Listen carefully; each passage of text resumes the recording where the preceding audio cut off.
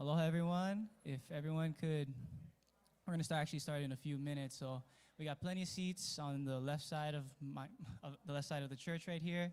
You guys should soon take some seats. We'll get started soon.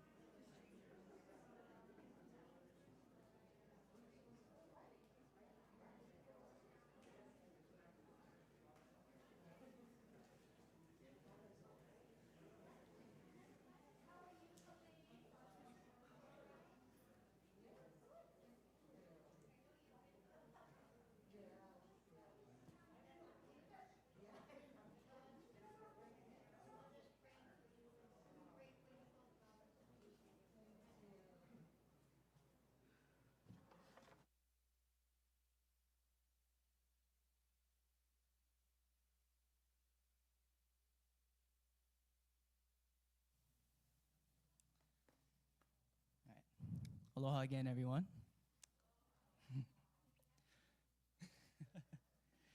On behalf of my family, I'd like to welcome you all for coming to my Auntie Rhonda's celebration of life. I would also like to welcome those online watching. Thank you so much for being with us today. Just a quick reminder to please silence your cell phones or just have them turned off for a moment. Let's bow our heads for a word of prayer. Father in heaven, thank you for this day we have to celebrate the life of my Auntie Rhonda. As we reflect and share memories of Auntie, may we be comforted in knowing how much she loved you and how much you loved her. Thank you for being with us today. Amen.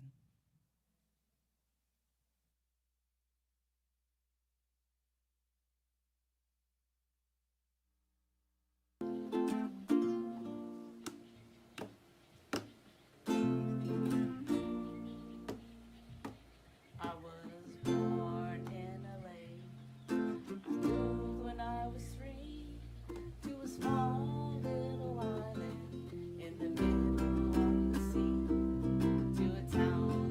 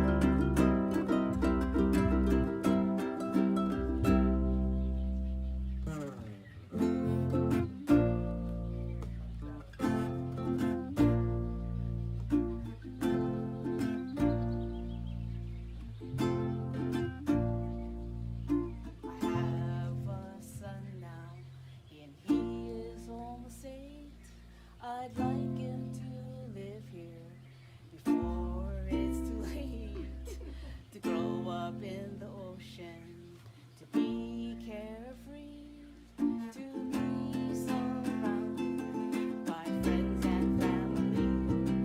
Kailua, my Kailua, my home, so far away,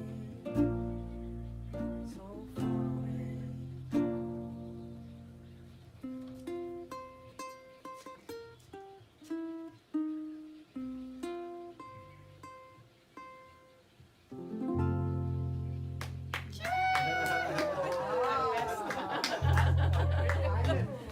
Did you guys like my song?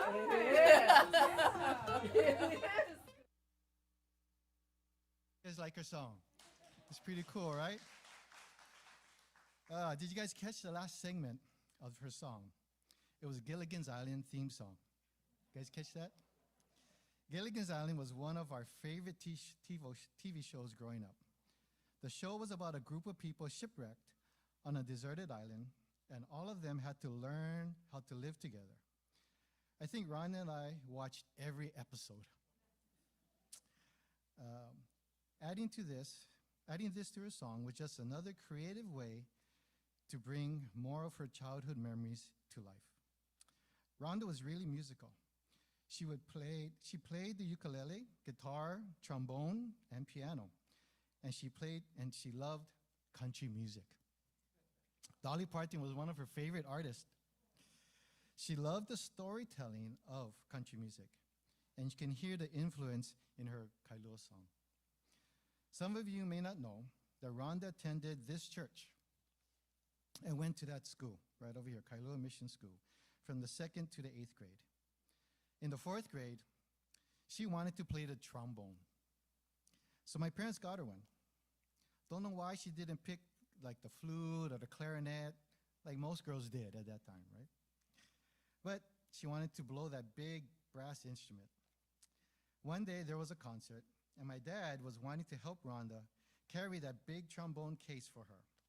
It was a far walk, but Rhonda wouldn't have it. She was determined to carry it herself. Hard head, just like her Korean father.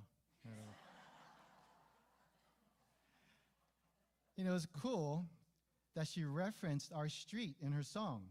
Kupao Street was a big part of our playground growing up. My dad bought a house in 1968, and like the song said, we moved there when she was 3. It was a brand new street on Keola Hills, and my dad bought the model house.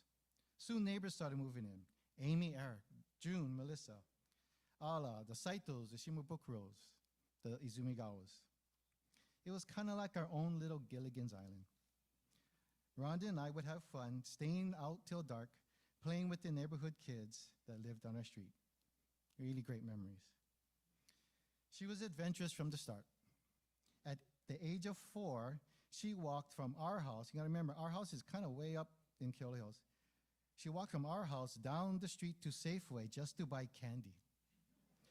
Not only was it far, but you had to cross the busy Keola Drive to get there. Suffice to say, the moms weren't too happy when they found them. Our street was where she taught herself how to ride a unicycle. A regular bicycle was too boring for Rhonda. We all tried it, but the pedal had a sharp edge, and it would cut our ankles if you pedaled wrong. I quit. I said, it's not for me. But she was determined. And eventually, we would see Rhonda riding her unicycle up and down the street like a pro.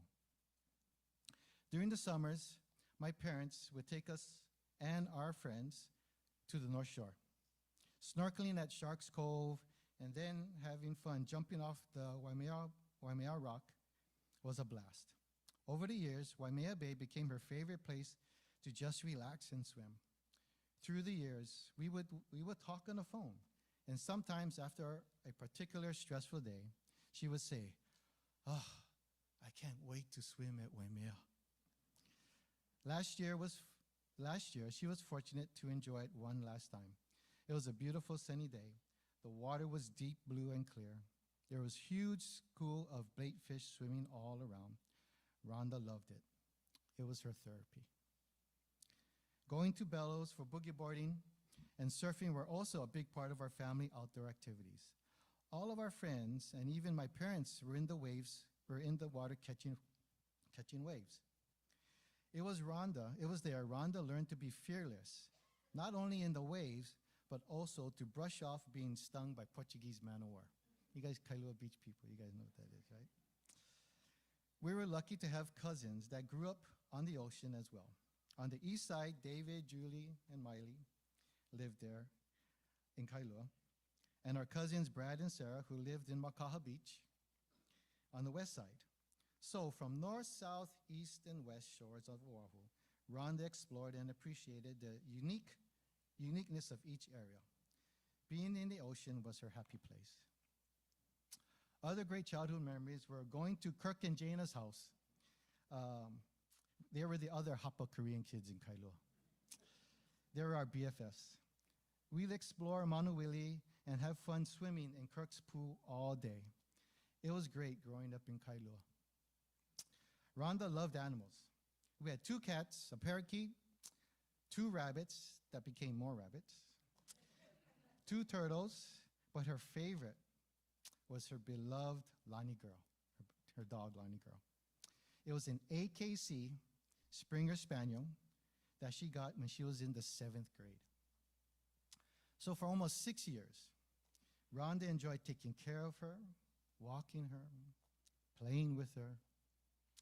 Then after she went to college, for the next 10 years, my dad enjoyed taking care of her, walking her, playing with her. Good deal, huh, Dad?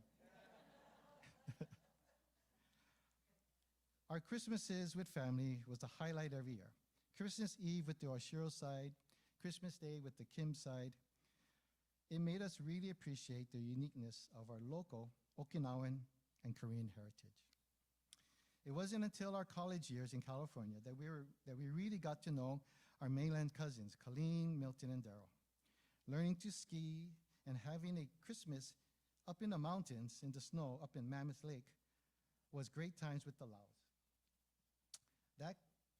That Christmas, Rhonda kept us entertained with games she made us play. Hours later, we were rolling, laughing by the time it was done. She had a talent for games and making people laugh.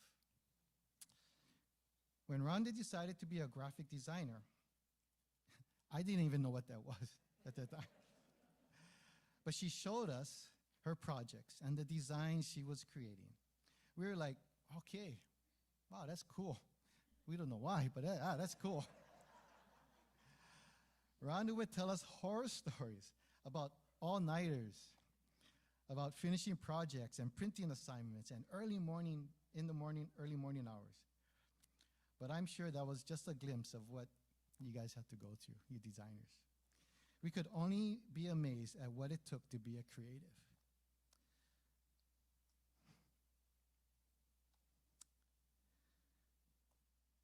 The work it took to create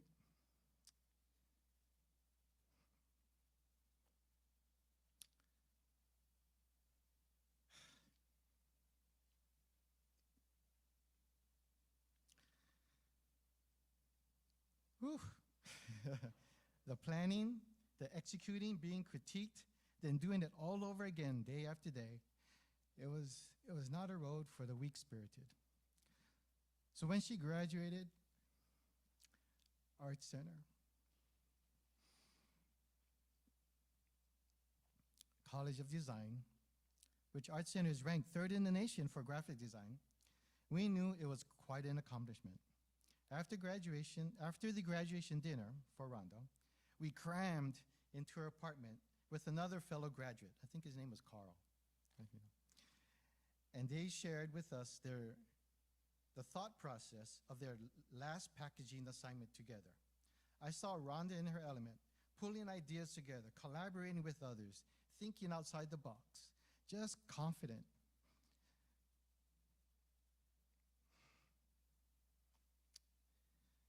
She was amazing. And a proud moment for all of us.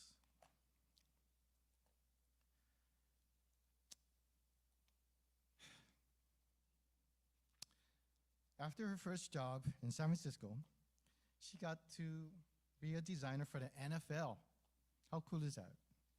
And Rhonda took us to Super Bowl 30 in 1996. It was amazing going to the Super Bowl. It wasn't just a game. It was an experience, the NFL experience. That's what they called it, NFL experience.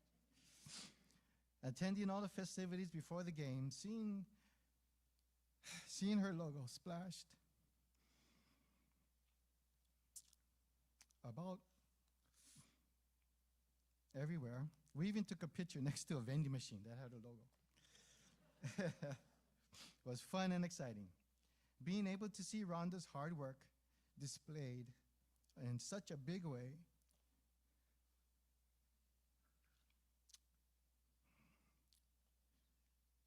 was more exciting than the game itself.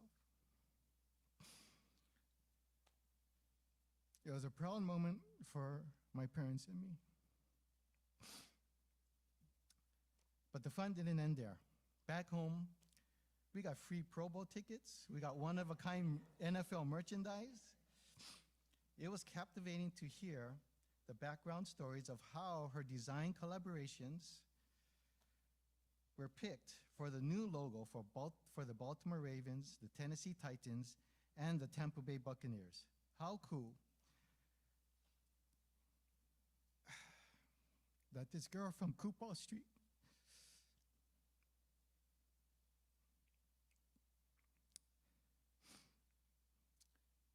left her mark at the National Football League.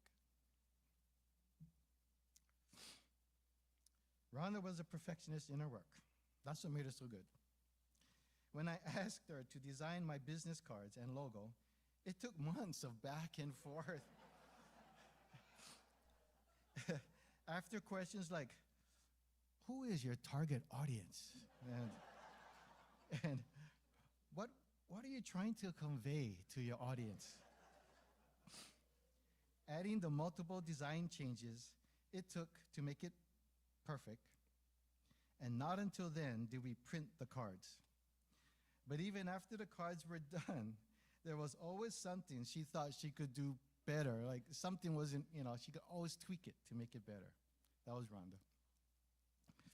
For my sons, Ryan, Riley, and Reed, she was her favorite auntie.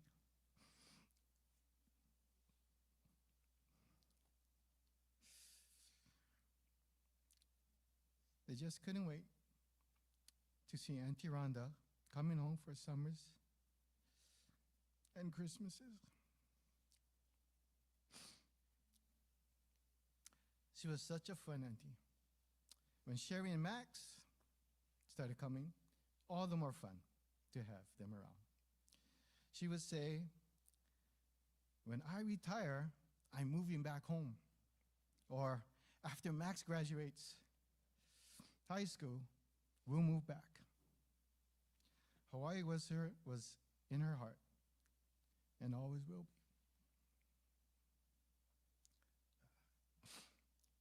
Rhonda taught me a new word this past year, macabre. It means to talk about death, her own in particular. She would say, Russ, not to sound macabre, but when I'm gone, can you do this? Being a planner type, she would say again, not to sound macabre, but this is what I would like at my memorial. Number one, have it at Kailua Church. Number two, invite Pastor Jesse to give the sermonette. She and Sherry really liked his message for my mom's memorial. Number three, sing the song Kanaka Vai Vai. Number four, someone to sing my Kailua song. She did, though, allow us the freedom to place her 4 requests in any order we deem fit. She didn't want to be too demanding. What she didn't plan was that she was going to be the one singing her song at the memorial. Gotcha, Rhonda. She would have been so embarrassed, right? I could tell you more stories about Rhonda and the fun times growing up and the traumatic times. The mango story. You guys heard the mango story. But her song says it best of her love for family in Hawaii. These past few years have been trying for our family, particularly for my dad and me. As you can imagine, losing my mom last year during the middle of COVID and Rhonda to cancer this year has been challenging. But at least for Rhonda's situation, we feel fortunate that my dad, Joyce, Ryan, and his girlfriend Denise, Riley, and I could spend a few days with her at home before she passed. We spent the time singing, playing music, and talking story. The afternoon before she passed, she asked me, "Russ, are you thirsty?" I said, "No, I'm okay, I'm good." Then she asked me again, "Are you thirsty?" I said, "Okay, Rhonda, I'm thirsty." Okay, I'm really thirsty. So being a very visual person, she wanted me to drink a glass of water in front of their window so the light shining through outside would shine through the glass while I was drinking the water. You see, because of the cancer, she could only take a few ice chips a little at a time. So while I was gulping down the water from the glass, she was imagining swimming in a glacier lake, gulping water as well. That was Rhonda, always visualizing the next adventure.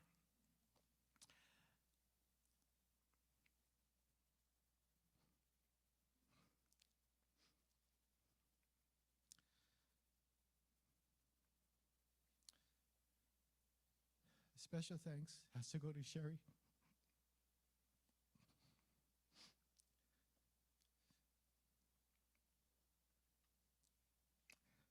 You have been the best life partner and wife for Rhonda. My family will forever be thankful for your unselfish love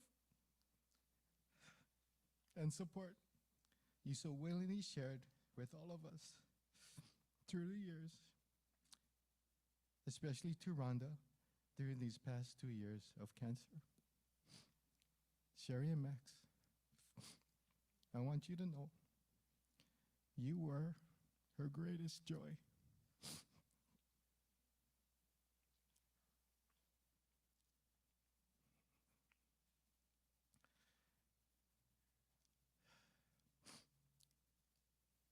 Saying goodbye to your only sibling was both sad and beautiful. I still can't believe she's gone. There are moments I can almost hear her coming through our back door saying, "Hey Russ, you guys ready to go?" Or her excitement when she says, "That's unbelievable." However, we find comfort knowing she took life by the horns and ran with her dreams. We're lucky to be part of her story, part of her life. Thank you, Rhonda, for being the best sister a brother could have. You will forever be with me. Rest in love, and I look forward to seeing your smiling face again. Aloha.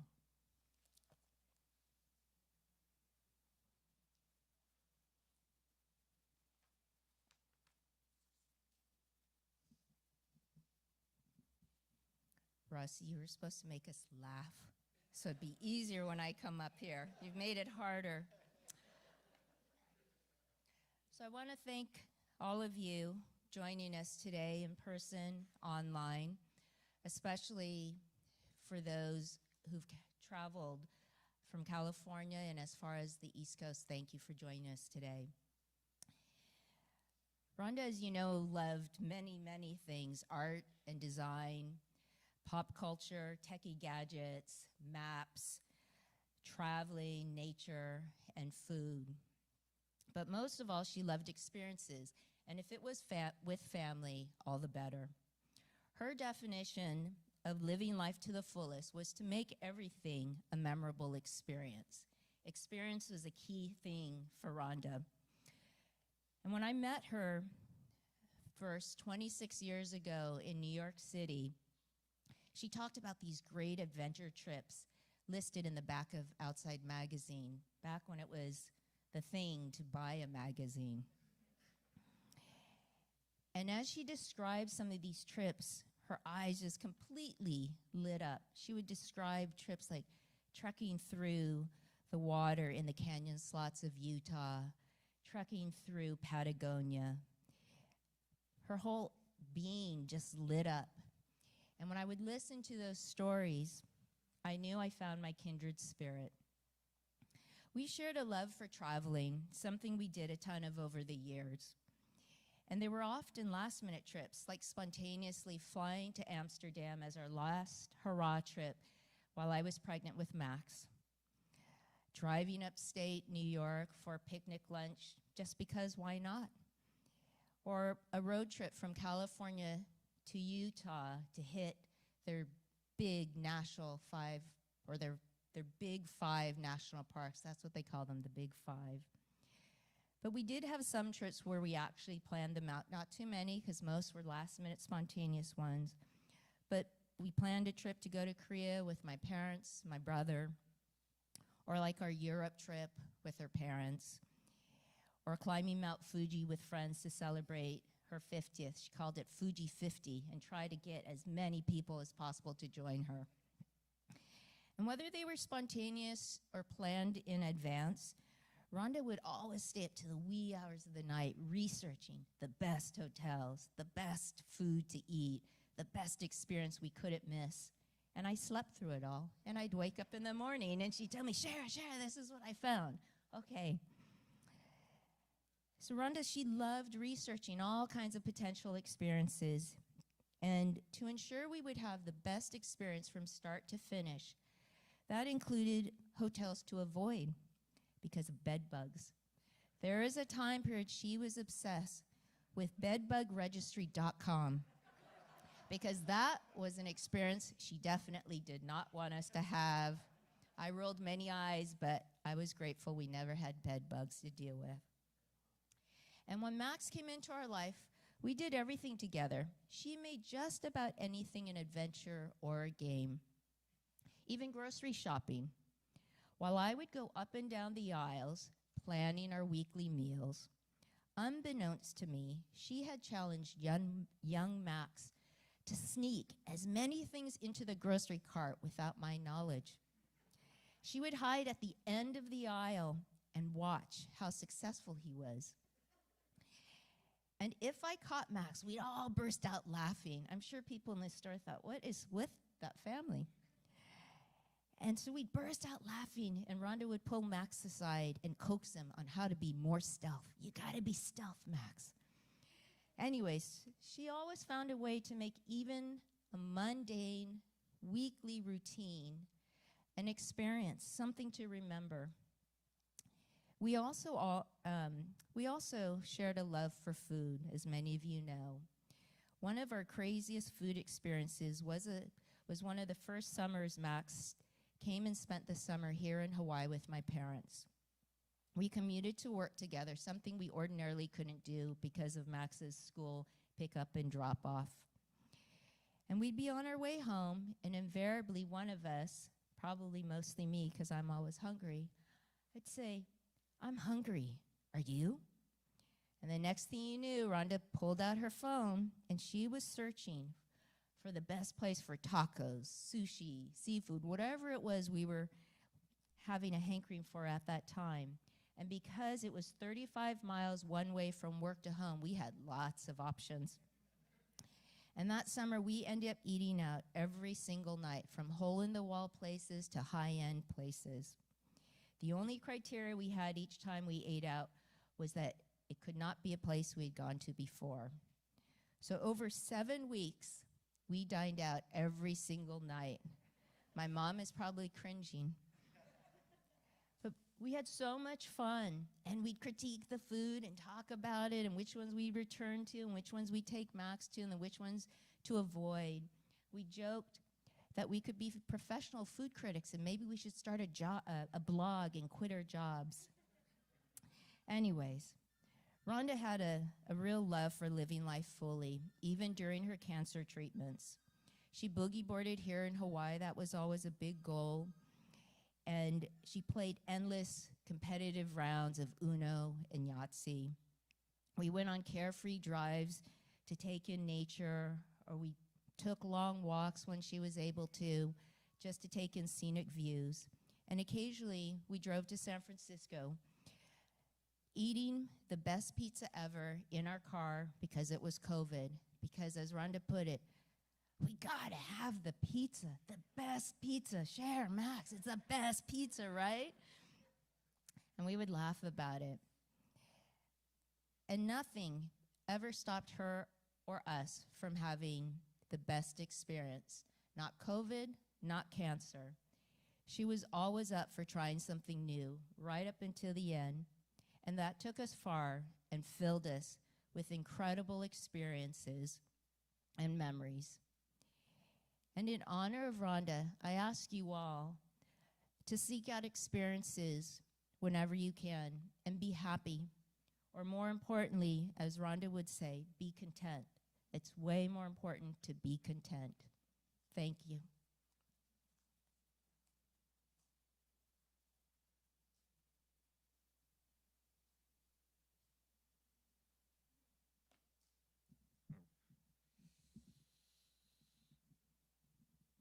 Okay. Okay. My mama and I shared a lot of traits. Our love for adventure, the beach, family, food, pop culture, humor, being a bit sensitive, and most importantly, we both have a bit of a habit for procrastinating. I procrastinated writing this for 2 months, and I'm writing this only 2 nights ahead of today, so I think we both share a bit in that regard. Might be hereditary. However, until the day she passed, she would probably always say, I never missed a deadline.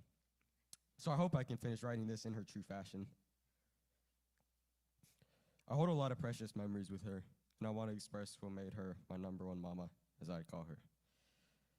I remember countless times where she would drag me along to hikes that would never seem to end, repeating with my mom, come on, Max, Kim's never quit. She really did never quit.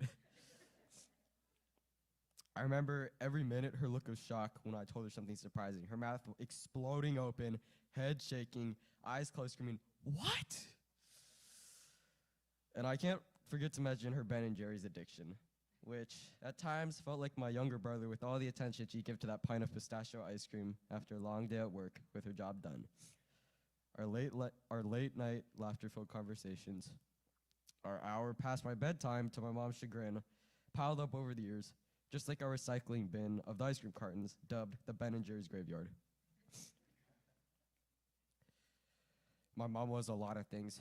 Mother, wife, daughter, sister, friend, coworker. But for someone who always would tell me she was a shy introvert, she was the most extroverted introvert I'd ever met. And while her calm and caring demeanor was something that she always brought with her, as her son, I can say I brought out not only the best of her, but a little bit of the worst. My mama raised me to grow up unselfish and caring, and as all loving sons do, I pushed her to her limits a few too many times. I may have eaten 2 whole boxes of raspberries, which respectful freshman me, generously saving each of her parents 1 single raspberry. Needless to say, her laugh of utter disbelief of such a selfless act of mine always made me save a few extra berries for her down the line. I've probably been the only person in this whole room to ever make her swear. I know she's doing her little hand over her face and head shake as I tell this story. While she was probably 51% Okinawan, her 49% Korean in a sense, was reflected in her hard-headedness and stubbornness. Whenever her stubborn self would walk too many blocks on an infected toe and fresh out of chemo, my mom and I telling her, Cher, you gotta stay off your feet. Mama, come on, you make too much bada for mom. She'd always tell us, unfazed, shaking her head, you do you, I do me. And even in the last conversations I shared with her, her stubbornness never changed. As she told me the last time I brought it up to her, I'm not stubborn, what are you talking about? I'm just particular. But at the end of the day, she was the most amazing mama I could ever ask for. Something she told me, whenever I get a little bit too mad at me embarrassing her, dropping me off at school and yelling, All right, see you, Lego bro. My embarrassing third grade nickname. Or coming up to my friend's house and introducing to herself as someone I just met. She'd always tell me, I'm your parent, and a parent's job is to embarrass their kid. So, she did that. So she passed. It's been hard for my mom and I to move on, with 50% of us not being there physically anymore. At times, it feels empty, sad, and unreal, coming home from school and not being able to tell her everything about my day, from throwing a vitamin water at a senior on the quad as a freshman to going too fast on the highway and getting yelled at by my mom. But I always hold those key memories of what made her my mama. Surfing all day until my skin peeled off to make my face look like a raccoon, which she thought was such a funny thing. Boogie boarding until our thirst and hunger couldn't be quenched with anything but a Big Mac and root beer in particular, and just lounging Kailua Beach waves. I remember going into 9th grade, a bit scared, uncertain, and I wanted to make sure how to learn how to do a genuine smile for the yearbook. She told me, show me your teeth. So I smiled. And we just floated in the water, nailing the same smile I wear today. I think it's a pretty handsome smile, so I give all my credit of my looks to her. I miss you, Mama. I know you're in a better place right now. I know you chit-chatting with Grams, Auntie Doris, and all your other relatives you would bring to life for me through your stories of them. I know you're playing with Lottie Dog and Ripley, and knowing you, you're probably relieved that you can eat as many bags of Tim's potato chips and chocolate cakes without having the fear of becoming pre-diabetic, and no longer to need to run a 5K or compete with all your Ajuma friends on who could lose the most weight the next time they saw each other. You'll live on with me through your legacy. Everything you've taught me as a young adult, through your art and sketchbook. I promise I'll live the rest of my life in your honor for you. Well, it's going to be hard to solo ride the rest of the wave without you. The next time I see you, I'll have a lot of catching up to do.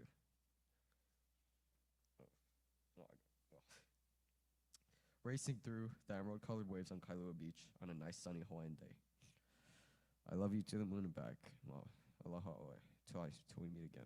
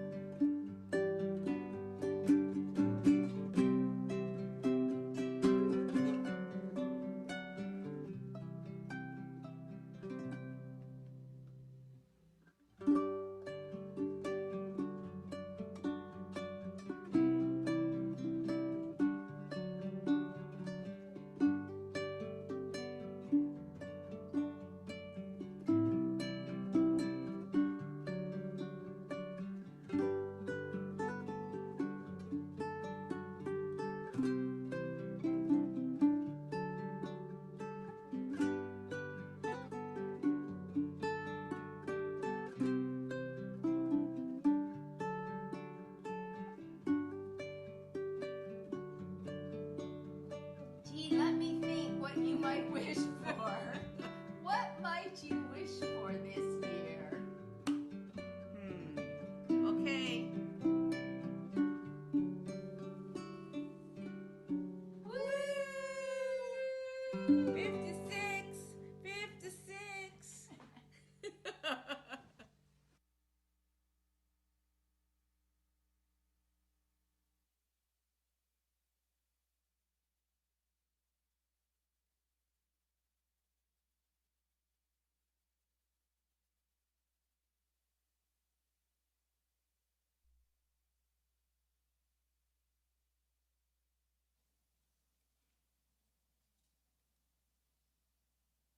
Hey, Rhonda, how you doing?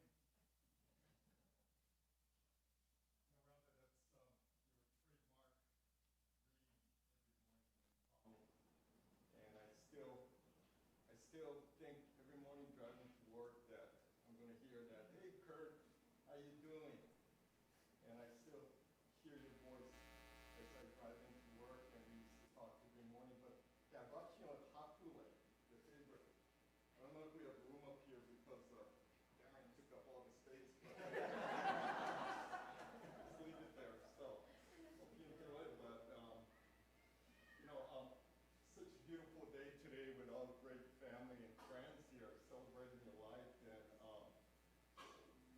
I think even if it was raining outside, we'd probably say, oh, it's a beautiful day out here, and it's really nice. But a lot of people, we brought over that Aloha Lani candy chocolate that we designed, the packaging.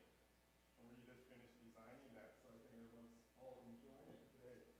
But also, what was fun was Sherry asked me to take your family onto a tour at Hammock, the project that you worked on with us pretty much to the very end. And in true fashion, your dad was great. He came walking in. I remember I'm showing this wall, and he said, Kurt, is this finished? I got scared. I thought maybe he thought that our work wasn't done yet. And then he said, no, I'm talking about the architecture and the construction, because there's all open beams. And I said, oh, I'm glad you're talking about that, but you like the design, right? And he said, yeah, he liked the design, so your dad really loved it. It was a great feeling. We could really feel you there, and I was honored to share what we worked on. While you were in bed working on your iPad, all the way to the very end, and we really, the project came out great, and it wasn't because of you. It was because of you that, that Aloha Lani and the Hammock project was so successful, and it's going to live forever. It's been over 30 years, I think, we've known each other. I think it was back in the spring of '92 or '93. I got this call from you. I don't remember, but I vividly remember because I was extremely excited. I think you actually said, hey, Kurt, how you doing? I said, great. And at that time, I was going through a really hard time. You know the whole story. I mean, you and I talk about it often. I was going through a really tough time, and you were like that angel that came to me. And you said, and at that time, basically, I had quit my job, and I was going to start my own business, and there's other things that were going on. So I remember you asking me first, hey, Kurt, do you have time? And I was thinking, time? I got all the time in the world. And so I wasn't trying to show that I was so excited, but you said, oh, this is Rhonda from the NFL. I got your name from Darren, because Darren and I graduated together from Art Center, and he was in Boston. And he said, hey, you want to work on the Baltimore Bombers project? You were working on St. Louis Stallions. I was working on the Bombers. So I almost jumped out of my shoes, but I didn't want to show excitement. He said, hey, can you send me some of your resume and things? Believe me, it was nothing what I sent you, but I know just the fact that I went to Art Center, I think the fact that I was from Hawaii was already, I think, powerful enough to not look in my portfolio, and you just trusted me. You just trusted me. You had faith in me, and to this day, I appreciate that because it was very, very important time in my life. So you hired me, and it was great. I remember you saying, hey, there's a flight. United's going to fly you up to New York, so come up. I went up to New York, and you go back to Hawaii. So I get to New York, and I'm like, where's Rhonda? And they're like, oh, she just left for Hawaii. So I remember you situating me in this cubicle between Michelle and Tammy. And it was great because I got to learn all the gossip and the news in NFL because they would talk over me. Great. And then after, you put me between these two hotshot copywriters, Doug and Bob. And all I heard was jokes all day, right? So while I'm waiting for you, I was like, when is Rhonda coming? When is Rhonda coming back? And all of a sudden, one day, I remember hearing people say, oh, Rhonda, you're back. And people are just so excited to see you. So I get out there, and I remember seeing this short Asian woman. I still exactly know what you're wearing. You're wearing this trench coat. You're wearing this green Doc Marten boots and this beanie cap. And you did greet me by, hey, Kurt, how you doing? And we hit it off. I knew immediately that we were going to be friends, for a long time. It was just, I think, a natural. But it was, it was just an amazing experience. I know we worked hard, went through a lot, but the experiences and the memories that we grew up there, I would fly back and forth every so many weeks. And, remember the story about the fuser oil when we were doing the Baltimore Ravens? We ran out of fuser oil, so we couldn't print out presentation. I remember running to Central Station, you and I in the morning, and missing the train, and we had to catch the next train up. But the one thing I really remember was those all-nighters. The all-nighters are great. A lot of times I would be in Berkeley working out of my office, and you and I would talk all night. We had our phone on speaker, and we would talk all night. Maybe that's why we took all night to get it done. But we collaborated and worked together. But that memory is just ingrained in me that I'm never going to forget. We just talked about anything, and most of the time was most about life and where do you want to go eat next time you come to New York, or. So I just love. But the great thing about the NFL, and they were your family away from home. I know that. Bruce, Marty, Julie, Paul, Linda, Mick, Tammy, Michelle, Tom, Jim, all of them. I know to this day we keep in touch with them, and they speak like fondly of you, not just as a designer, but especially as a person. But I think most importantly, your family was the most important thing in your life. You always talked about your family. We talked about how important, was to go back to Hawaii one day. You talked about Russ a lot, Joyce. In fact, before I met a lot of your family, I thought I already knew them, and they welcomed me, into your home. But the best story was, I remember you coming back from a vacation, Rhonda, and you said, I said, how was your holidays? And you said, oh, it's great. But I got to tell you a story. So I usually go to my Korean side of the family for lunch during New Year's. And then for dinner, I go to, you would go to the Okinawan family side. So he said during lunch, it was really loud and everyone's yelling and stuff. And during dinner, everyone's really soft and quiet. And I still remember that story when you came back and told me that. But family was so important. All your family, every family member that I met, you cared for so much. I still remember the day I met Sherry. Her loft, I told her that yesterday. I still remember the loft, the elevator going up to her room and stuff. And we used to we'd do photography and for some projects that we were working on. So years later, I realized why we were working with Sherry so much. And we were seeing this so much. But Sherry was a great person. As everyone was saying, Sherry is your rock. And through this whole adventure that we've been through and what you went through and you fought through, Sherry was, I can't even describe how important she was to all of us and to you. And, she's always been that. But, Max is, I think, who you talked, you had that sparkle in your eyes whenever you talk about Max. You know, everything is Max. And you talked about, oh, Max is going to go to college soon. I think he went up to Oregon recently. But one thing I remember you telling me, I don't know if he's still interested, but he wants to be a sportscaster, right? I remember you telling me that. But can you imagine this one day, Sports Center, da-na-nut, da-na-nut, and here, this is Max Kim reporting from Bristol, Connecticut, Sports Center, live. Today, we're talking about Tom Brady winning his 80th, his eighth, I don't want to give him that much credit, his 8th Super Bowl with the Tampa Bay Buccaneers that was designed by my mama. And then also the Tennessee Titans. Look how great their uniforms are. And my mama designed it too. And we could go on and on. But man, one day, I know he's a great boy and he's going to do great things and he's very proud and you're very proud of him. And I think that's what really family, meant to you. I believe life goes in circles, in full circle. And so happened, it came around in a circle. I know you and I always talked about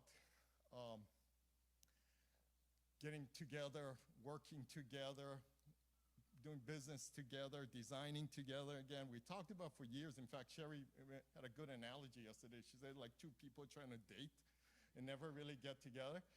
But then one day you called me and you said, oh, we're moving to Oakland. And you don't know how excited I was to hear that you guys moving to Oakland. I'm in Berkeley, we're like literally 10 minutes away. But you moved to Oakland. And I don't know if you remember, but that skunk night, I remember that skunk night. You guys got skunked. And late at night, about 1 o'clock or 12 o'clock, I get a call from him. Hey, Kurt, we got skunked. Can we stay over at your place? So I remember coming over. Yeah, you guys did smell like skunk, but you came over. But Max was just an infant that time and things, but that's the experience.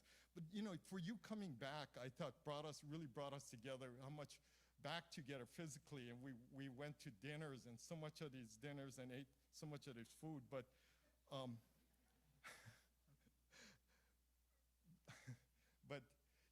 I think the most important thing is most exciting thing for me is when you decided you're going to work for Osaki Creative. I was so excited my mentor, my friend, my everything, in life going to be working for me and that experience. But what you did was you made such a big, huge difference on our staff, a young staff. I mean, Justin's here. Allie's right now hiking because to honor you today. She went hiking in Washington, where she's from, but she's hiking today because she said Rhonda always liked the outdoor in the woods and hiking. So I'm going to go hiking and I'm going to watch the celebration of life from when I'm hiking. So you really influenced them a lot, The best lesson I think they took from all this was you can be a great designer, but you can also be a better person. And I know you taught that to them every single day with your smile, with your attitude, with your dedication to what you did.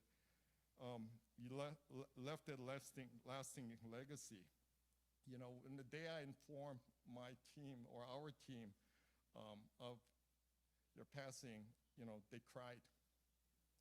In fact, all of us cried. And that's the type of positive, I think, impression you've touched whoever you met along the way. Remember you and I talked the day before,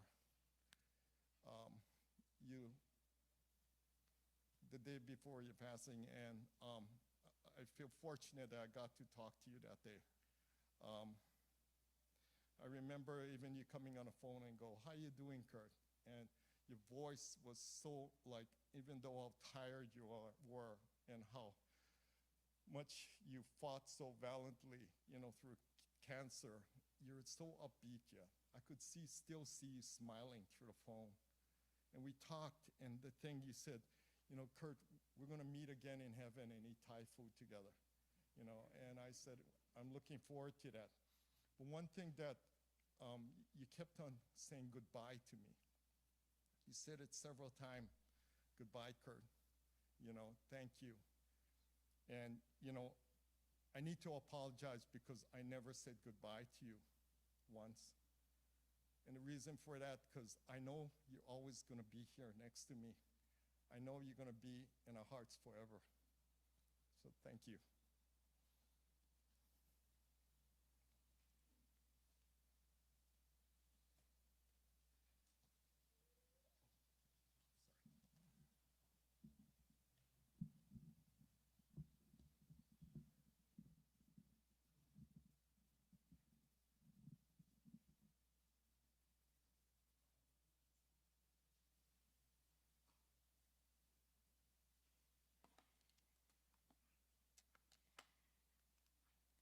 Unlike Kurt, I also did not say bye to Rhonda because I just was not ready to do so. So my name is Ivy. I came from New York, where Rhonda lived for a period of her life. But I've known her since college. We went to Art Center together. And that's probably 36 years ago. We slowly became friends over the years. And like Sherry has said, it was all about the experience, taking time, and her always being so generous to meet people where they were. And I think when she found out I was from Bolivia, she goes, "Wow, you're probably a very strange, combination there. Let's become friends."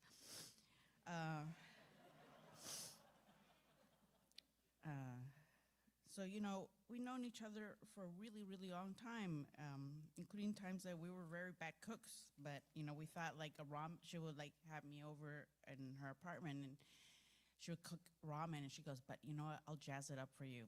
I have scallion and an egg." I'm like, "Wow, this is amazing." And it was really amazing, So we were the kind of classmates for many years where she would defend me. We had this wonderful teacher, Augustine, who was a legend, and we had him at the senior project. And I presented 2 things, and he chose another one. And I very rebelliously did the 2 projects, and she would say, "You should do it. Nobody stands up to him. Even we like him, but do what you want." And many years later, she kept on saying, the project was about doing packaging for Nike, and I did something eco-related, and that back then nobody talked about eco. So she would say many years later, she goes, "You see, 20 years later, we're talking about that kind of stuff, And I'm so glad you stood up for him after, even though we liked him. And so she was really the friend that, we did, if Art Center is known for a really good school, and as we said, the Russ will explain, but, a class will be from 9 to 5, and if you had a second class, it will be 6 to 9. And it was 6 days a week, and we still had to do projects. And Rhonda was the one that told me she could not do Saturday class because of her religion. And of course I said, I would like to join too. I was like, what is that? We don't have that in Bolivia. Why doesn't anybody tell me these things? So we did a lot of all-nighters, worked really, really hard. And she and I, at one point, had this partnership with the phone, on the wall. The children don't know what that is like, but we had a phone on the wall. We would call each other at 3 in the morning and say, "Are you awake? Don't fall asleep. Are you awake?" And then we chit-chat, whatever. The only time I couldn't get through the phone was I was talking to Darren about 30-something, that show. So then we would be working until the next day, and sometimes I'll fall asleep, but she will wake me up. When she fell asleep, I couldn't wake her up because And it was wonderful then when you guys came for the graduation. I mean, the Kims were the joy of the graduation. You guys brought leis and decorated the entrance of Art Center, which is near the Rose Bowl. And over the years, her mom came with her Auntie Doris, and she adored her aunts, and they fed us. We were like, wow, adults are feeding us. This is amazing. So we spent 1 year apart because she went to San Francisco. She was one of the few people, like 2 people that graduated that actually had a job right after graduation, and the rest of us had to hustle. She called me when she got the job at the NFL, and somebody named Victoria, the art director, was looking, had hired her, and gave her the opportunity to deliver amazing projects for the NFL. And like everybody spoke about, everybody loved Rhonda. There was a lot of drama there, but never with Rhonda. She always brought the Hawaii joy, and sometimes she will hire me, I will hire her for some animation projects, and we share a lot because 36 years we were a younger person. And then she will watch me have all this bad relationships, and she will say, I want to have a relationship too, like you. And I said, but it's like a car wreck. And she goes, no, it's really, I want to have those conflicts too. I would like to know how that is.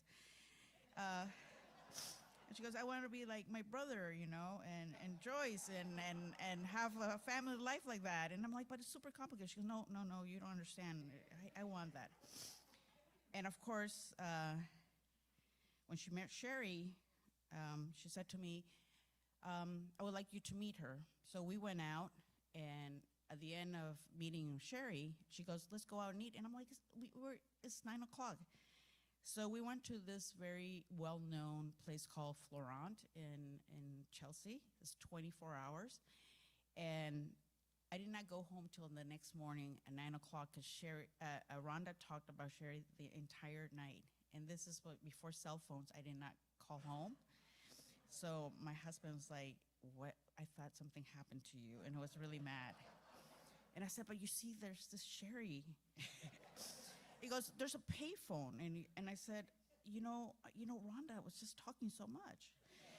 And he goes, Rhonda's never wrong. It's you. Anyway, so it was like 12 hours later, and of course, there's no need to convince me anymore. So ever since I met Sherry's, in New York, they were still my family, and I know Kurt is happy that they moved to Oakland. I was heartbroken. And I used to say, well, if you leave New York, why don't we just go to the end point, which is Hawaii? Well, skip the middle part. And she goes, Sherry is very organized. It's better education in California. I'm like, God, Sherry's like, she always is right, but why can't I ignore her, Because, she really loved Hawaii. So through the process of wanting to have a child, I call Max, obviously the dream child, and we're still very connected because he was born in the same year of my youngest one in 2004, and on the birthday of my oldest son, which is January 18th. So we always feel like we're all connected. And I always love when Max comes back to New York. I think I gave you a book that had an illustration of New York and told him every corner of the things that are there. I love when he comes back and he's with Michael. He has Uncle Day, or Days. And I also experienced you coming, Russell coming to New York the first year we were in New York, and he said, oh my goodness, it's so cold, because we didn't have money to buy like expensive jacket, and we went to the Salvation Army. And they play ukulele all night because we couldn't, go anywhere else, too cold.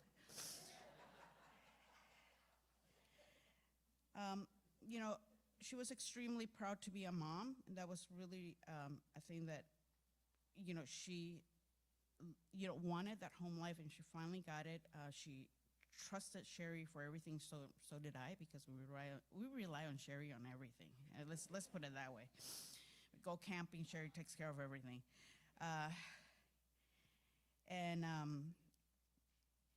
The time that you sang in school, Rise Up, Rhonda was so happy, And you sang by yourself in the whole school. That was amazing. So that experience of being a parent was so important to her and so unique, because that's all of us. She always referenced you about like how you brought up your kids.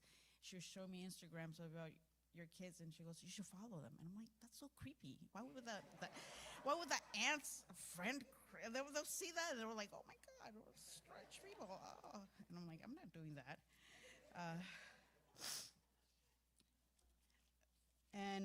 So a lot of things that I want to just circle back about her generosity, the time she spent with you.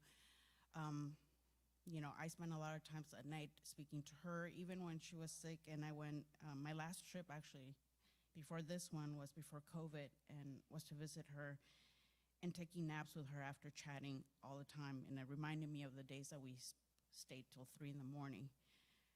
Her generosity of like always being really engaged and caring and you know, I have one of my best friends work for her, Marty, and she adores her. You know, she just always was that fun person and the experience of knowing somebody.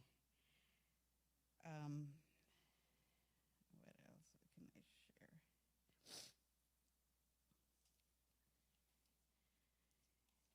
share? So going back to the generosity, I think like I want to thank everybody that's known her here, because she's always taken Hawaii and the friendship, the family that she had. And I think like the commitment to send your child to another state and a high stake, you know, cause comes from the parents believing in you. And talking to Paul, I feel like there's a lot of like the photos that you took, the videos you took, influence that, you know, that wanting to do more, going, you know, across the water, meeting other people, even from Bolivia, to have that experience. And, you know, you made a flat file for her, which is like a cabinet that's like thin for artwork so they won't fold. So Paul sent one, and that file was through our school, then went to New York, which was, you know, in New York it's really expensive. I think that apartment her apartment had a bed and Paul's files, and that file we ate on it. We worked on it. And that went to Sherry, the house they had with Sherry, the apartment with Sherry, and now is in Oakland.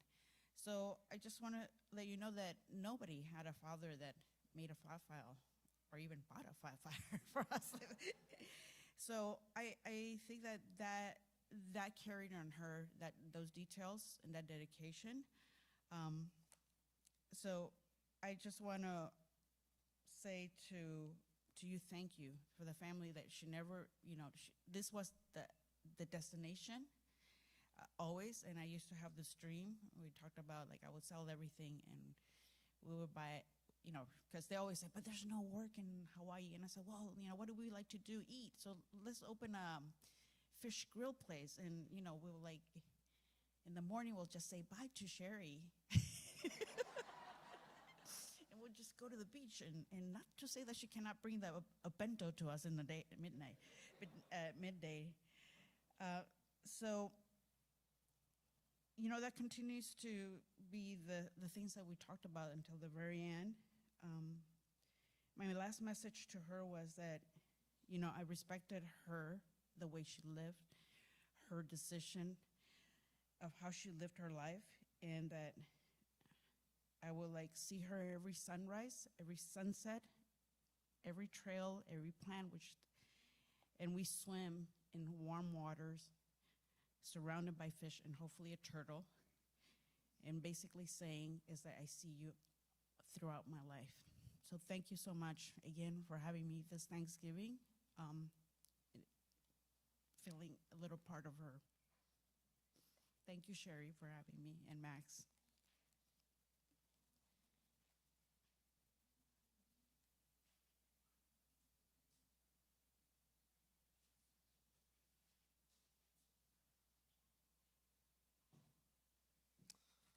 Wow, that's a tough act to follow.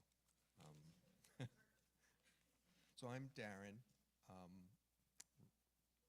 Thank you. Art directing. So Rhonda and I met at Art Center in 1988. She was a year ahead of me, and I actually met her through a friend. She was taking a paper making class, and she said, "Oh, you got to meet my friend Rhonda. She's from Hawaii." And so I met her, and she was, making her paper, and I said hello, and I think maybe a year later, she said, that day we met, like, you were really snooty to me. And I was like, I'm from Kaneohe, like, I'm not snooty, like, you Kailua, I don't know why she brought that up, but I remember that really distinctly. And I'm probably gonna just share little vignettes and memories that I have of her, and sort of fast forward, we lived in New York together. She moved a year before me. I moved a year later, and we were sort of commiserating a lot. We were working on these high-profile projects and jobs, and she was at the NFL and pulling 12-hour days for weeks, and she was kind of the first woman to be given this opportunity to design identity programs for football teams. And she's this girl from Kailua, a little Asian girl, and like she's in this hyper-masculine world of NFL football. But obviously her talent spoke volumes, and she really upped the quality of the identity of all the NFL sort of properties. And something, she'd always downplay her contributions and her work, and she said, "Oh, it's really nothing." I said, "It's the Super Bowl logo. Like, I mean, kind of doesn't get better than that."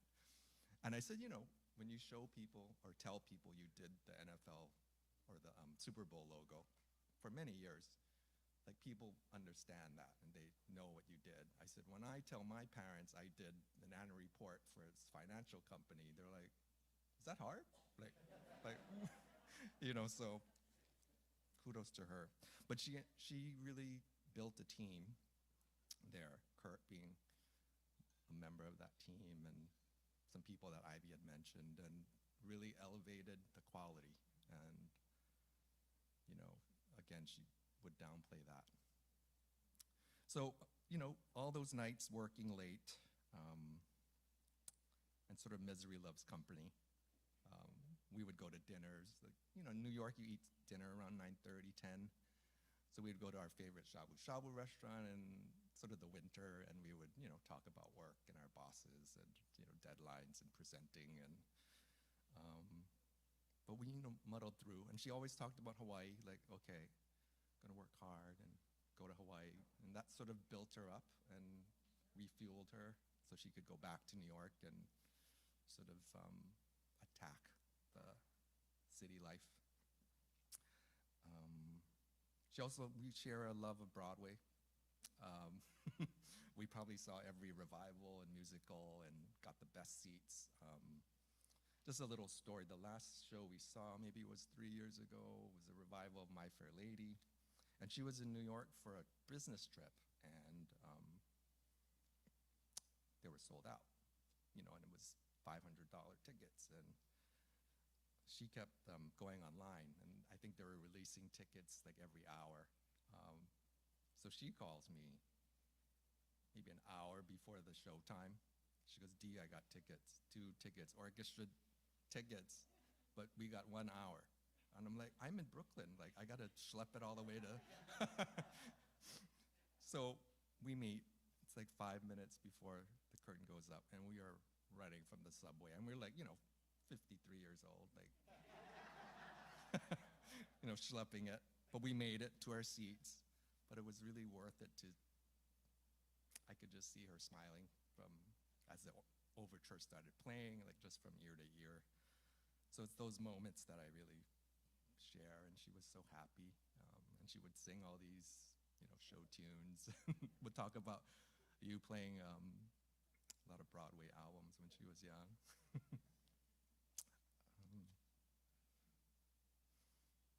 So one thing that I really remember about Rhonda is she's all about comfort and simple pleasures.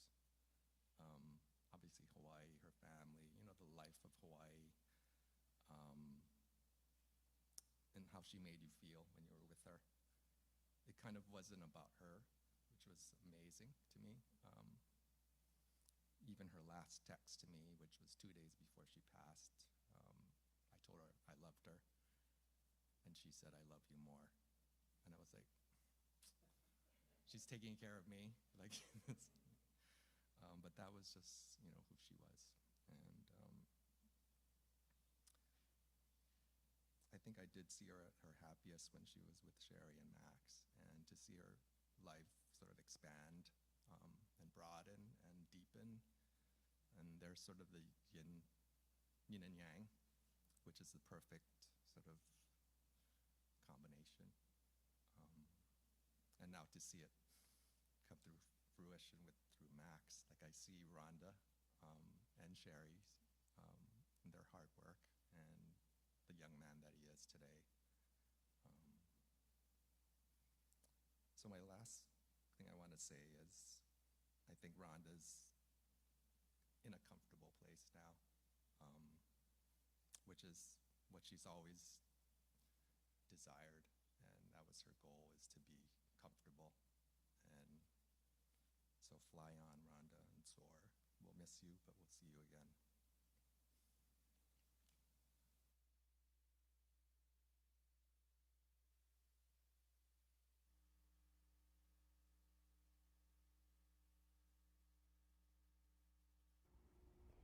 Good afternoon, friends. We would like to take this time to share a few fond memories of our dear sister Rhonda. Most of you may not know that Rhonda was part of a special group of girls known as the Golden Girls, but not the Golden Girls some of you may be thinking of. This is the story of how the Golden Girls came to be. It all began on June 29, 1965 in Glendale, California, when Golden Girl number 1, Rhonda Kim, was born. God gifted her with many talents. God could foresee that Rhonda would encounter hardships in the future, so he created the Golden Girls to provide her the support she would need. 3 months later, Golden Girl number 2, Jaina, was born. God saw that Jaina was like a Blanche and would need to balance her with a character like Sophia. So a couple hours later, Golden Girl number 3, Amy, was born. Jaina and Rhonda quickly became best friends in elementary school. They went separate ways by the start of high school, and that's when Amy enters. Rhonda and Amy really did not have anything in common, but quickly developed a sister-like friendship that lasted throughout their lives. Julie, Golden Girl number 4, enters Rhonda's life in 10th grade, as well as Marnine, Golden Girl number 5, in senior year. Rhonda, Julie, Marnine, and Jaina continue their Golden Girls adventures during their years at Pacific Union College. They were called the Glue Girls because they always stuck together. The Golden Girls reunited in Southern California in 1987. Rhonda met Golden Girl number 6, Cherry, while working in New York. Cherry was unique in that she had characteristics of both Blanche and Sophia, and she quickly moved up to the ranks of Golden Girl number 2. In 2020, Rhonda encountered the most difficult challenge in her life. The Golden Girls were like little minions without a leader, so that's when Golden Girl number 7, Kay, enters to organize us and provide support to Rhonda. Hi, my name is Jaina, and I have known Rhonda since the 2nd grade. We had many common factors, from being the same nationality, half Korean, half Japanese. Her middle name is Lei Ann. My middle name is Lei. The love for waffle hot dogs and just being outdoors. Growing up with Rhonda was always an adventure, from jumping off Waimea Bay Rock for the first and last time in grade school, to snorkeling at Shark's Cove, where an actual shark swam below us. We took horseback riding lessons together, went surfing in Waikiki, or should I say floated in Waikiki. We ended up doing the Tin Man triathlon, and eventually we advanced to the Honolulu Marathon. Our time for the marathon was nothing to brag about, but we had a blast. I remember the morning of the marathon. I saw her packing her fanny pack, loaded with a peanut butter and jelly sandwich, a banana, and some energy bars. Always prepared and always willing to share. The photo of Rhonda and I dressed in our kimonos was for our second grade May Day program. We practiced and practiced for weeks and thought we were prepared, but on the day of the program, the teacher edited our music and we froze and stood in fright as we didn't know how to proceed. I looked over at Rhonda, and with her calm and collected ways, she kept cool and kept dancing. This is the same Rhonda that has remained a steady friend over the years, always there in time of need. I'd like to end on one of the last written notes I received from her. It was the theme song from the Golden Girls. I'll spare you all my singing voice and play the recording. We'll miss you, Rhonda, and until we meet again, love you. Thank you for being a friend. Travel down the road and back again. Your heart is true. You're a pal and a confidant.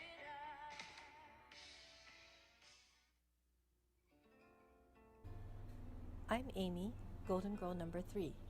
Rhonda and I first met when we were in 9th grade at Hawaii Mission Academy. We were self-conscious and awkward, adjusting to high school life at the time.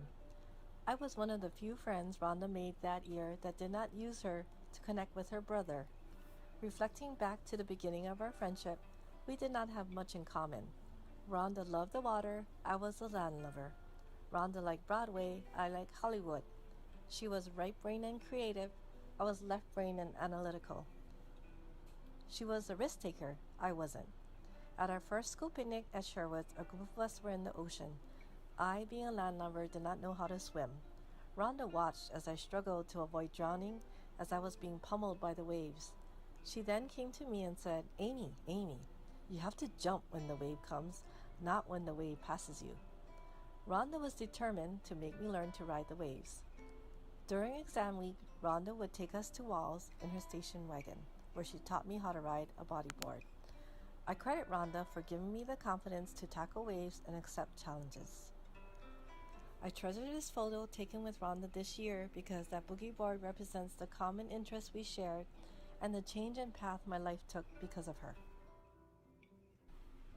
In the winter of 1987, I went to California for a medical school interview at Loma Linda. Rhonda and I met up in Northern California to visit friends at Pacific Union College. Rhonda gave me a tour of San Francisco. We also went skiing and also went wine tasting in Napa Valley.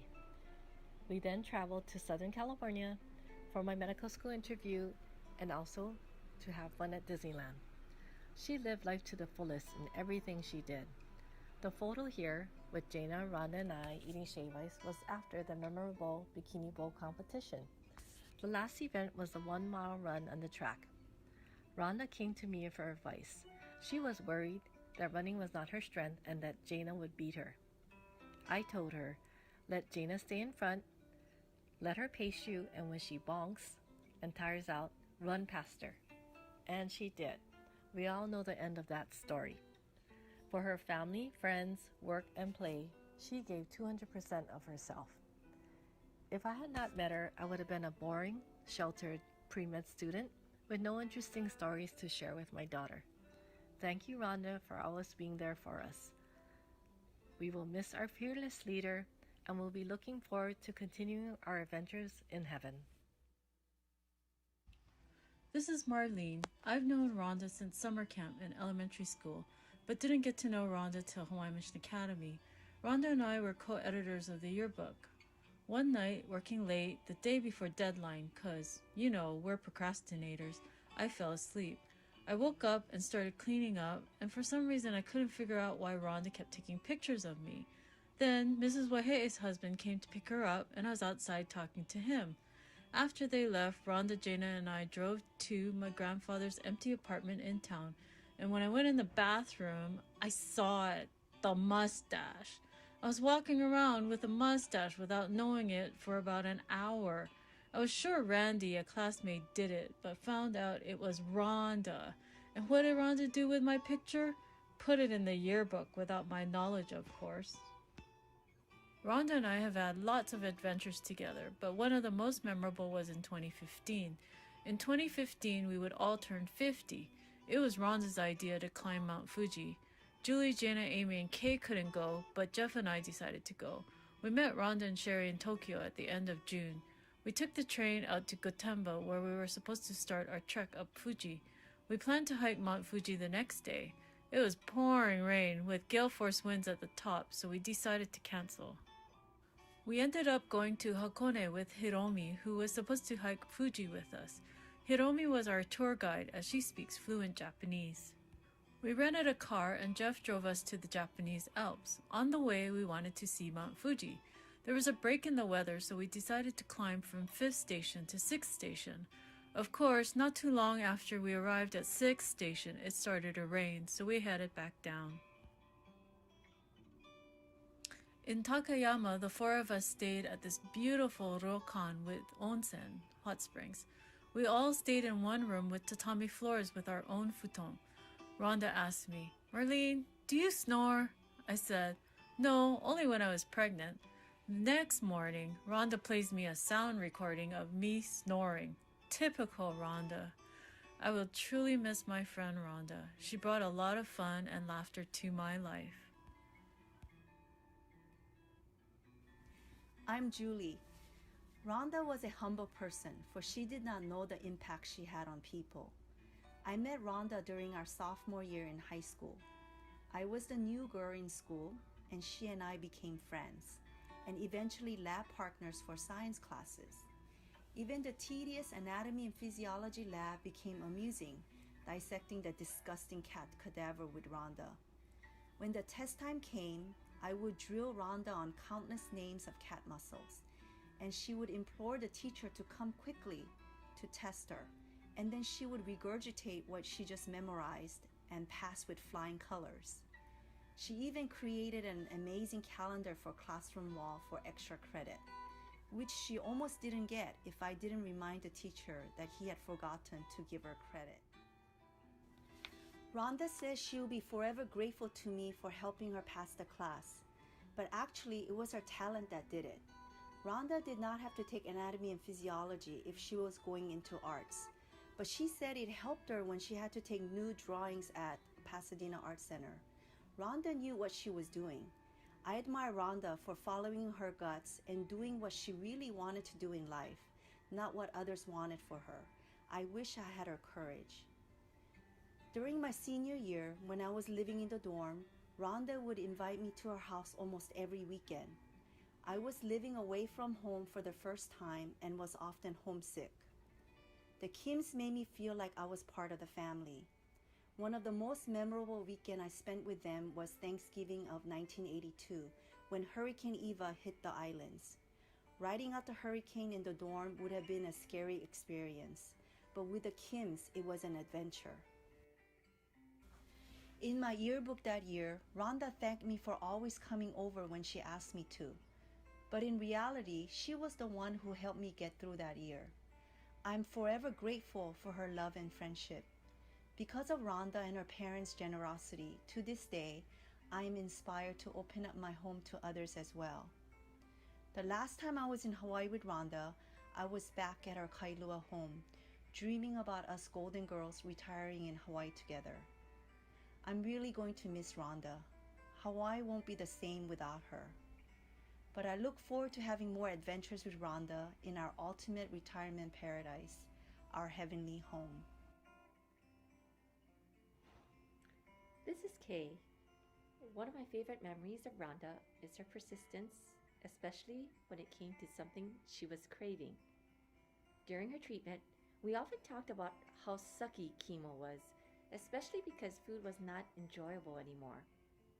However, we also knew there would be a time in the chemo regimen where that first twinge of hunger would return. Rhonda and I often talked about that moment and how we would be filled with so much excitement, hope, and anticipation for eating again. So much so that we would start making a mental list of all the different types of food we would want to eat. I would like to share a video Sherry shared with us after Rhonda finished a full infusion cycle and her appetite was back to normal. This video captures her proud persistence and excitement of eating. This Rhonda foodie moment featured Spam, apparently a taboo item in the Kim household, but an exception was made here. Fried rice with Spam. And what's today's date? It's May 30th, 2020. And I haven't eaten Spam since 2019 or 18 or 17 or 16. So Sherry Kim, who does all her shopping, refused to buy nutritious Spam for our family. But she broke down because I wore her down. Now we're gonna make kimchi fried rice. Rhonda had a unique gift of making you feel good, even though she was making fun of you. Case in point, when Rhonda started her treatments, the Golden Girls rallied together to find ways to encourage and entertain her by sending our version of TikTok-style dance videos. After watching our videos, Rhonda shared her critique with us. She always started with acknowledging our efforts. In a politically correct and gentle way, she would say, "Oh, wow, you all have some hidden talents."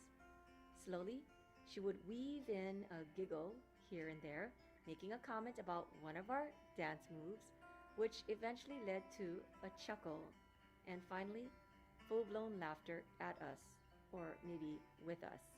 I have no idea when the transition was made from positive comments to actually being laughed at, but she made us feel like rock stars. The Golden Girls story does not end here. Rhonda, we will miss you. We will look forward to the day when we'll be together in our heavenly home, sharing our lives as Golden Girls, but not golden because of age, but golden because of the priceless friendship and laughter we will enjoy throughout eternity. We can't wait for that day, for we will all be perfect in every way, including our dance skills. We love you, Rhonda, and we will continue this story up in heaven.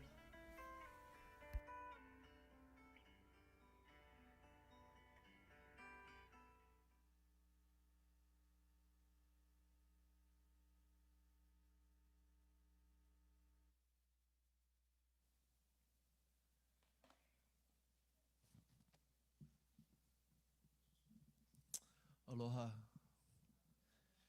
Thank you all for being here today to support Rhonda's family, Sherry and Max. This place is filled with people who have loved Rhonda and love you guys too.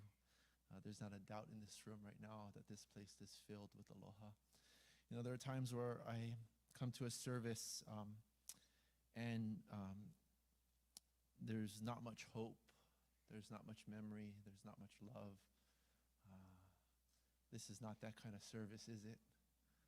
To hear story after story and account after account from wife, from son, from brother, from coworker, from friend, just warms my heart.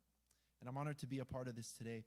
I'm going to make it quick because I preached a lot today earlier. So my wife warned me I should speed it up. But I got to say this. I met Rhonda a few times over the years. Our families go way back. I think if I had to guess, my grandpa gave her spankings, or maybe only Russell. I don't know. Did she ever get spankings? Probably just you, yeah. And my grandfather was the principal here when she was going to school. And our families go way back, and I would only cross paths with Rhonda every once in a while, but this week I got to sit down and just hear story after story. And here's what I heard. She was adventurous. I mean, she wanted to be a contestant on The Greatest Race. And she made a video, I heard. And Russell, you were her partner, maybe not plan A, but plan B or something like that. And, you know, I thought it was great, right? The New York gay sister and the church-going Kailua boy. I mean, I would root for that team, man. I'd want them to win. She was stubborn. I heard you say it a couple times. Yeah. But friendly, tough, imaginative, creative. She was always on time, Sherry, right? Hawaiian time. She would love this service today, by the way. We're on Hawaiian time. Independent, philosophical. She loved to journal, and Max, I think you shared, she's got journals for you to go over for a long time. She traveled with a watercolor kit. Man. And she loved to say, unbelievable. You ever heard her say that? She loved to play the what if game. Like, what if a tidal wave was coming? What would we do right now? And as I heard story after story, many already shared today, there was one verse that actually started ringing in my ear, and here it is. For those of you who know the scriptures, it's actually one of the hallmark verses from the book of Ephesians. Some say it's like the theological bedrock of what it means to be a Christian and what it means to believe in Jesus. Here's what it says.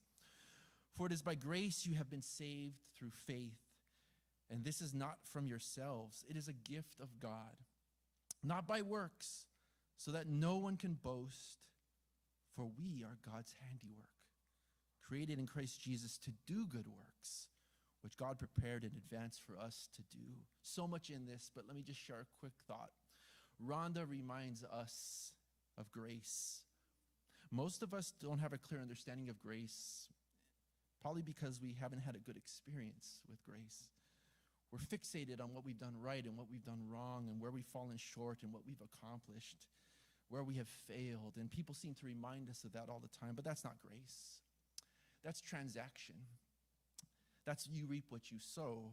That's what goes around comes around. But grace is unmerited favor. With grace, you don't get what you deserve. You get what someone gives you when they love you. And the way Rhonda treated others, no boasting, no superiority complex, grace. Rhonda reminds us of faith. Faith is assurance, a strong conviction, honesty, integrity. Faith at its most personal is entering into a trusting relationship with someone where you don't have to see everything to believe in them. Lots of people claim to have faith in God, but they have a hard time seeing the good in others. Scripture tells us that if you love God, but you don't love the people around you, you're lying. And I would say that if you say you have faith in God, but you can't find the good in people, you might have a problem too. Rhonda had the ability to see things that most people do not. And that ability is not of herself, it is a gift from God. Being able to imagine a world where people could love and care for each other. Different, Greek, Jew, right, left, gay, straight, black, white, sacred, secular, all of us children of God. Rhonda reminds us of God's handiwork, something that is made with purpose and passion. Rhonda knew how to make things that had purpose, intent, and function. Uncle Paul was cracking up when you asked her, hey, why don't you make the horse like this, a little bit different? And she said, why? What's the reason? She had a purpose and intention behind everything she did. Her designs allowed people to communicate in ways that were meaningful. Rhonda's work was not about her. It was allowing someone else's vision, values, and mission to come to life. Rhonda was God's handiwork. And she lived out her calling with passion to make this world a more beautiful and better place. One of the questions people ask, if you're a pastor at least, they ask, hey, how do I know if I'm forgiven? How do I know if God loves me? How do I know if he's accepted me? And often I'm tempted just to yell, yes, it's obvious. But I have a better question for them, because I think there's a way to know yourself. Are you forgiving? If you're forgiving, you must have been forgiven, because you can't share with someone something you haven't been given yourself. Are you loving? If you're loving, you're probably loved, because you can't share with someone something you haven't been given yourself. Are you accepting? If you are, you've probably been accepted, because you can't share with someone something you haven't been given yourself. And so I share this verse with you in memory of Rhonda, and I invite you to put your name in her place, or put someone else's in whom you are called to forgive, in whom you are called to love, in whom you are called to accept.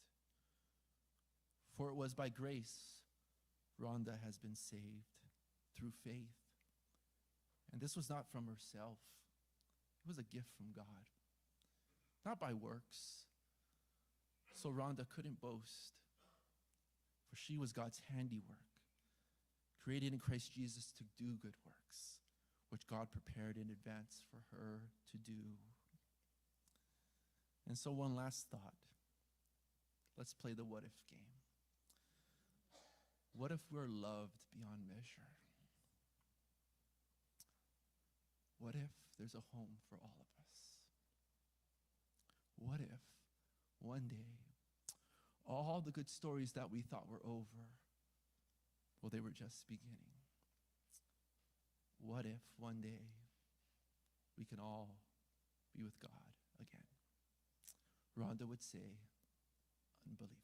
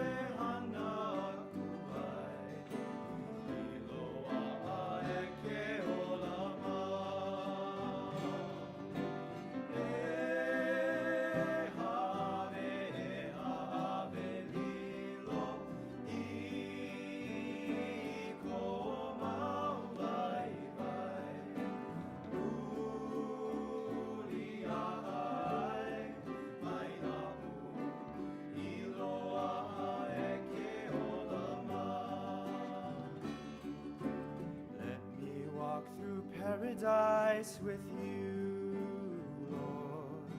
Take my hand and lead me there. All my earthly treasures I will gladly give. Teach me how to love and how to share. Greed and lust and vanity were mine, Lord.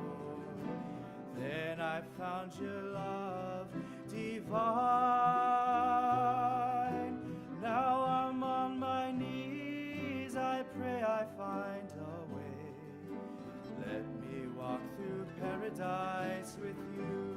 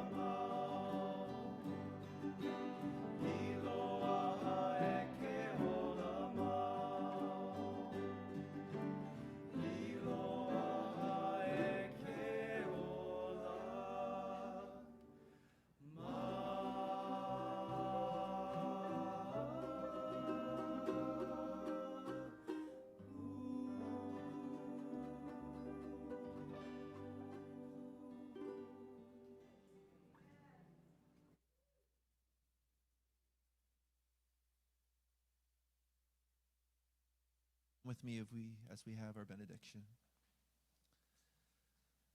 Let us pray. God, in this place, we have been witnesses of your love that you poured out through Rhonda all these years.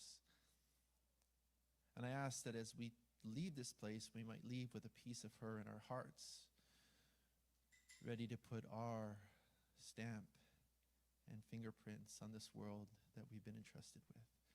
Lord, I lift up this family to you, and I ask that this group that has surrounded them, both in this place right now and online and throughout the world, that we would lift them up, that we would encourage them, that we would support them and be exactly what they need as they grieve, but with hope that you are good, that Rhonda is yours, and that you are her God. We pray this in your name. Amen.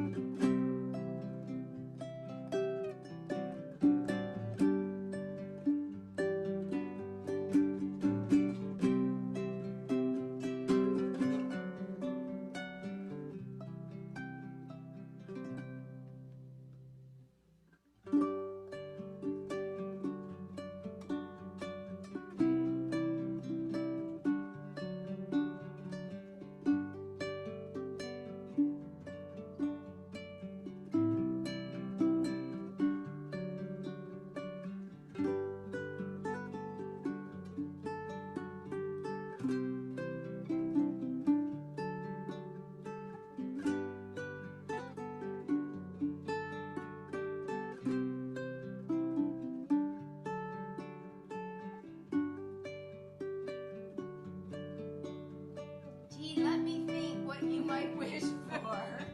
What might you wish for this year? Okay. Woo! 50